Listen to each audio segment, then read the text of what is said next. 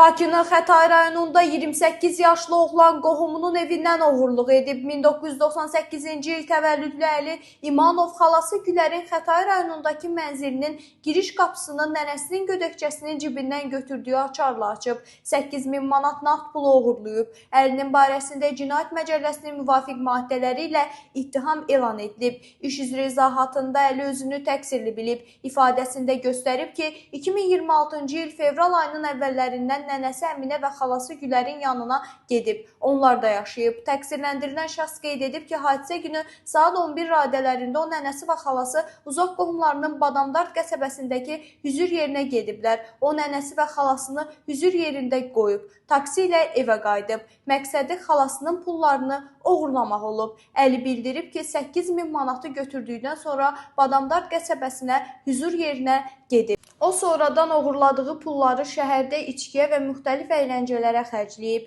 Təqsirləndirilən şəxs ifadəsinin sonunda əməlindən peşman olduğunu, dəymiş ziyan tamamilə ödəndiyini və zərər çəkmiş şəxslə barışdığını deyib. Xətai rayon məhkəməsinin hökmü ilə Əli 1 il 11 ay 26 gün müddəti azadlığın məhdudlaşdırılması cəzasına məhkum edilib.